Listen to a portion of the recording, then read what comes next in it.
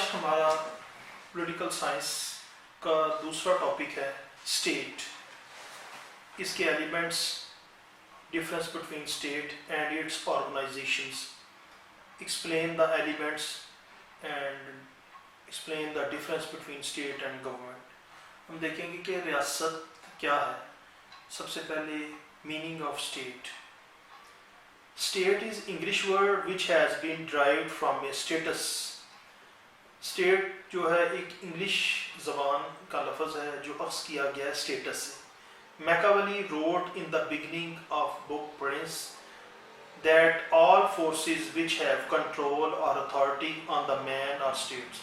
میکاولی نے اپنی شورہ افاق بک پرنس میں ذکر کیا گیا ہے کہ ریاست دراصل وہ اتھارٹی، وہ قانون ہے جو وہاں کے عوام کو کنٹرول کرتی ہے اپنی منفرد پاور کے ذریعے۔ Modern state is quite different from ancient state, but its fundamental position is the same۔ اس میں بیان کیا گیا کہ جو ماڈرن ریاست وہ ہے وہ مکمل طور پر مختلف ہے پرانی قدیم ریاستوں سے، لیکن اس کے جو بنیادی ایلیمنٹ اور ماخذ ہیں وہ ایک ہی ہیں۔ It was in the past where there was a special area where people gathered in a large number۔ ماضی میں یہ ایک مخصوص علاقائی حد تک محدود تھی جس میں لوگوں کا جمع غفیر ہوتا تھا اور انہیں کنٹرول کرنا کافی مشکل کام تھا۔ To control this gathering of people there was a government that provided the people their basic rights۔ ان پرانی قدیم ریاستوں میں لوگوں کو بنیادی ضروریات زندگی فراہم کی گئی تاکہ وہ آرام سے اپنی زندگی کی گزار سکے، اور ان کو کچھ حقوق و فرائض کے تحت ڈیوٹیاں اسائن کی گئی، سونپی گئی۔ These are also present in the modern state۔ اور یہ جو ڈیوٹیوں کو انجام دینا ہوتا ہے نا، یہ موجودہ ریاستوں عمل میں بھی موجود ہے کہ ہم کس طرح ایک باضابطہ سیولائزڈ شہری بن کے اپنے قوانین کو مکمل طور پر ابائڈ کرتے ہیں۔ The difference is that previously government sovereignty were limited to small areas۔ پہلے یہ تھا کہ فرق اب میں اور پرانی ریاستوں میں فرق یہ ہے کہ پہلے صرف ریاست حاکمیت اعلیٰ تک کوئی چھوٹی چھوٹی ریاستیں محدود تھیں، لیکن اب ان ریاستوں کا جو آپریشنل سسٹم ہے وہ بہت زیادہ وسیع ہو چکا ہے۔ وہ اب ایک علاقے ہمسایہ ممالک یا ایک بر اعظم تک محدود نہیں رہا۔ اب ایک گورنمنٹ جو ہے ایک بر اعظم میں بیٹھ کے دوسرے بر اعظم، دوسرے کانٹیننٹس، دوسرے ممالک کے لوگوں کے ساتھ فریلی ایگریمنٹس کر سکتے ہیں، ان سے پولیٹیکل اکنامیکل پولیٹیکل ایگریمنٹس کر سکتے ہیں، دفاعی معاہدات کر سکتے ہیں۔ Now these are operative on a large scale and their method of working is different from that in ancient state۔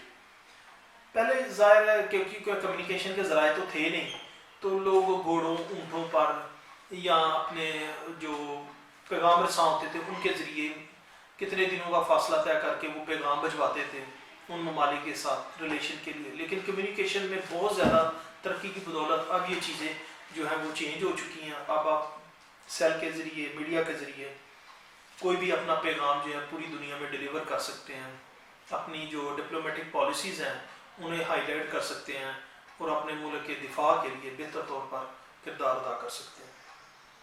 In ancient Greek there were small cities۔ These states came into existence as a result of family۔ قدیم یونان میں چھوٹی چھوٹی شہری ریاستیں تھیں۔ یہ شہری ریاستیں دراصل ایک خاندان سے وجود میں آئی تھیں۔ Then this family expanded to become more families and it took the form of a tribe۔ یہ ان فیملی نے ایک خاندان سے دوسرے خاندان اور بہت زیادہ خاندانوں کی صورت اختیار کی، اور بعد میں انہوں نے قبیلے کی شکل اختیار کر لی جن کا ایک باقاعدہ سربراہ ہوتا تھا، ہیڈ مین، اور اس کے فیصلے کو قبیلے کا جو سردار تھا اس کے فیصلوں کو منوان ایکسیپٹ کیا جاتا تھا، ریجیکشن کی کوئی گنجائش نہ تھی۔ And his decision was accepted by the tribe men. This tribe expanded into a village and then with the passage of time it change into a town. یہی قبیلے جب کچھ بڑے ہوئے تو انہوں نے ایک گاؤں کی صورت اختیار کر لی اور آہستہ آہستہ ایک قصبے کی شکل اختیار کر گئے. جب یہ قصبے وسیع ہوئے تو ایک شہروں کی بنیاد پڑی جس سے چھوٹی ریاستیں اور بڑی علاقائی ریاستیں وجود میں آئیں. Again the town changed into cities and from these small and big states emerged. In fact, man needed an institution for the safeguard of his rights and for the sake of civilized life. ظاہرہ جو انسان نے ترقی کی اس کا شعور develop ہوا, اس کی consciousness نے فروغ پایا, تو تب انسان مہذب زندگی گزارنے کی جانب راغب ہوا اور اپنے حقوق کے تحفظ کے لیے اسے ایک ایسے ادارے کی ضرورت سے تھی جس سے وہ اپنی خوبیوں صلاحیتوں کو مکمل طور پر نکھار سکے. For this purpose, state was such an organization which could help him to get himself recognized. اس کے لیے ریاست ہی ایک ایسا ادارہ تھا جو انسان کو انسان کی پہچان کروانے میں مدد دے سکتا تھا. یعنی ادھر کہنے کا مقصد یہ ہے کہ ایک ریاست ہی ایک ایسی چیز تھی جو انسان کو ڈیولپ کر سکتی تھی, اسے ایک ریکگنیشن دے سکتی تھی ملک کی, علاقے کی, صوبے کی. تو ریاست کا جو عنصر ہے کا وجود میں آنا ہے دنیا میں, یہ دراصل انسانوں کی پہچان کی کاز بنا ہے. Undoubtedly, by becoming a part of state, he could do his duties in a good manner. Apart from state, he could not have this recognition. بلا شبہ انسان ریاست کا حصہ بن کر ہی اپنی ڈیوٹیز جو ہے بہتر طریقے سے پرفارم کر سکتا تھا, اور ریاست سے علیحدہ رہ کر تو انسان کی کوئی پہچان ہو ہی نہیں سکتی. According to Aristotle, a man living apart from other human being can neither a wild or mad or not a man. ارسطو نے کہا ہے کہ کوئی بھی ان فرد دوسرے افراد سے علیحدہ رہ کر یا تو جنگلی ہو سکتا ہے یا دیوانہ کہلا سکتا ہے, لیکن نہیں کہلا سکتا تو انسان نہیں کہلا سکتا. اس سلسلے میں مختلف فلاسفرز نے اپنی ڈیفینیشنز بھی بیان کیا ہے. Different authors have defined state in different ways which are given below. According to Aristotle, state is the name of group of different families, villages, and is an organized way by and purpose of the state is to provide facilities for the setup of good and free life of people.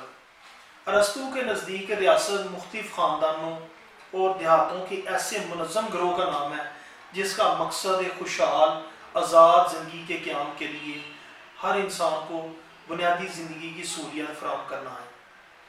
Bridges State is an assembly of people which can be recognized from organization point of view. Bridges کہتا ہے کہ ریاست انسانوں کا ایک ایسا اجتماع ہے جو منظم وحدت کے اعتبار سے پہچانا جاتا ہے. یعنی کہ ریاست انسانوں کا ایک گروہ ہوتا ہے جس میں انسان موجود ہوتے ہیں, بڑی تعداد میں موجود ہوتے ہیں, اور جب ایک یہ منظم وحدت میں موجود ہوتے ہیں تو ان کی پہچان پیدا ہوتی ہے. According to Holland, state is such a gathering of men occupying a special area and where majority opinion is considered of morality.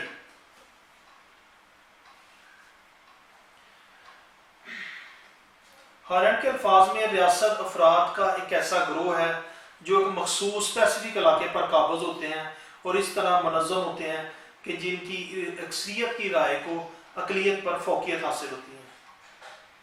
Would Wilson جو پہلی جنگ عظیم میں امریکہ کے پریزیڈنٹ تھا, اس نے بھی اس کی تعریف کی ہے.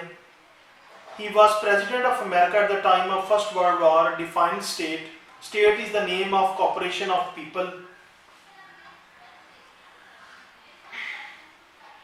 for sake of law in a special area.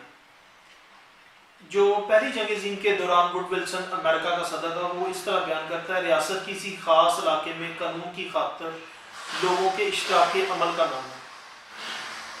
اب ہم جو اسینشلز ایلیمنٹس ہیں, بہت اہم ایلیمنٹس ہیں, اس کی طرف آتے ہیں کہ ریاست کے وجود کے لیے, ریاست کی گرومنگ کے لیے کن دو بنیادی ایلیمنٹس کا ہونا ہر صورت ضروری ہے. نمبر 1 ہے جی پاپولیشن. کسی بھی ریاست کے وجود کے لیے آبادی کا ہونا بہت ضروری ہے.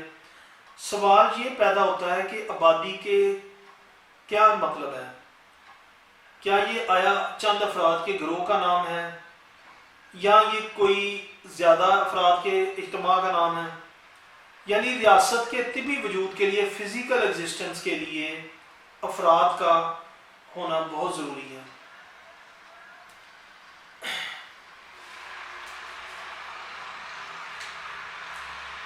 اس میں آبادی میں زیادہ افراد وہ کاؤنٹ ہوں گے جو آپ کے ریگولر شہری ہیں، وہ افراد کنسیڈر نہیں کیے جائیں گے جو بیرون ملک سے آتے ہیں سفیر کے طور پر یا طالب علم کے طور پر یا چند عرصے کے لیے آتے ہیں، وہ افراد آبادی کا حصہ نہیں کنسیڈر ہوتے۔ It is must for the existence of state.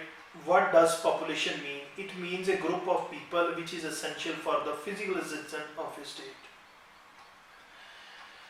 The other who comes to the state for educational or the ambassador of foreign states. These people have social rights but not political rights. یہ جو foreigners آتے ہیں، ambassadors آتے ہیں، foreigner students آتے ہیں، انہیں social rights ہوتے ہیں لیکن پولیٹیکل رائٹس نہیں ہوتے۔ یہ سیکنڈ کلاس سٹیزن ہوتے ہیں، یہ معاشی سرگرمیاں کر سکتے ہیں، پیسہ انویسٹ کر سکتے ہیں، بزنس کر سکتے ہیں، لیکن ملک کی پالیٹکس میں یہ حصہ نہیں لے سکتے۔ زمانہ قدیم میں ان افراد، زمانہ قدیم میں یونان میں افراد کی ایک مخصوص قسم تھی جس کو غلام کہا جاتا ہے۔ یہ افراد ریاست کے شہری تو ہوتے تھے لیکن ان کو کوئی سیاسی معاشرتی حقوق حاصل نہ ہوتے تھے، وہ کسی قسم کی ریاست کی پالیسی میں حصہ نہیں تھے لے سکتے، نہ کوئی اپنی رائے دے سکتے تھے۔ In ancient Greek there were only kind of people and this was called servant. These people were citizens of the state but they do have no social and political rights.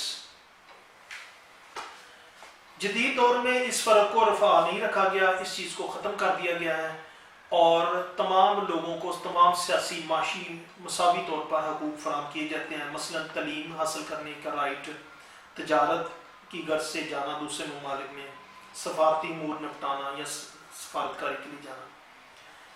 اب آبادی میں دیکھا جاتا ہے کوانٹٹی اور quality کس نہج پہ ہے، یعنی کہ آبادی کوانٹٹی کی بجائے کوالٹی میں اویلیبل ہونی چاہیے۔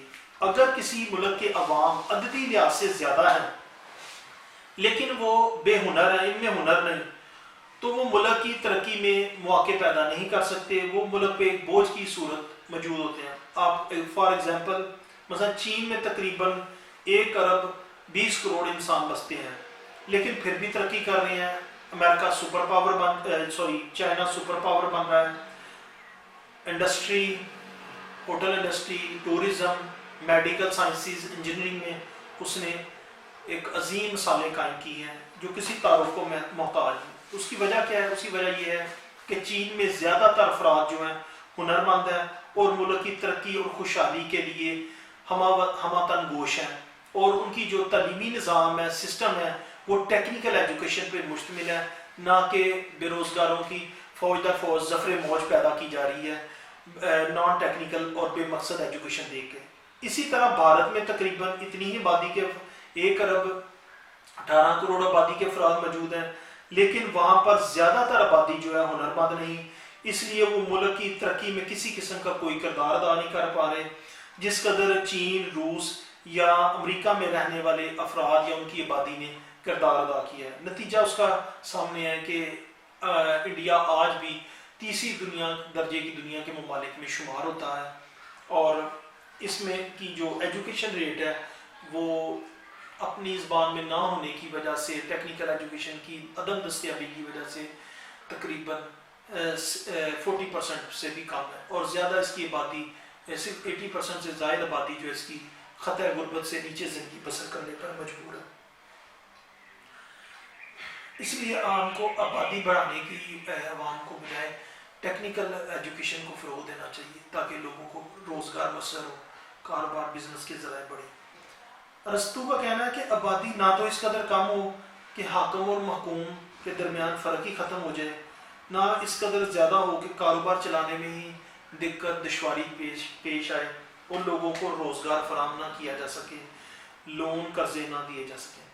افلاطون نے آبادی کے متعلق اپنے نظریات کو واضح کیا ہے کہ ایک مثالی ریاست کی آبادی 5040 افراد پر مشتمل ہونی چاہیے، جبکہ روسو کے مطابق آبادی کی حمایت کرتے ہوئے کہتا ہے کہ ایک مثالی ریاست میں 10,000 آبادی ہونی چاہیے۔ اب آپ کے ذہن میں یہ آتا ہوگا کہ یہ کیا انہوں نے بیان کیا، لیکن اپنے وقت کے حساب سے یعنی 2,500 سال پہلے کے حساب سے ارسطو نے ٹھیک بیان کیا ہے، اور روسو نے آج سے 300 سال پہلے کے حساب سے جو بیان کیا آبادی کا معیار وہ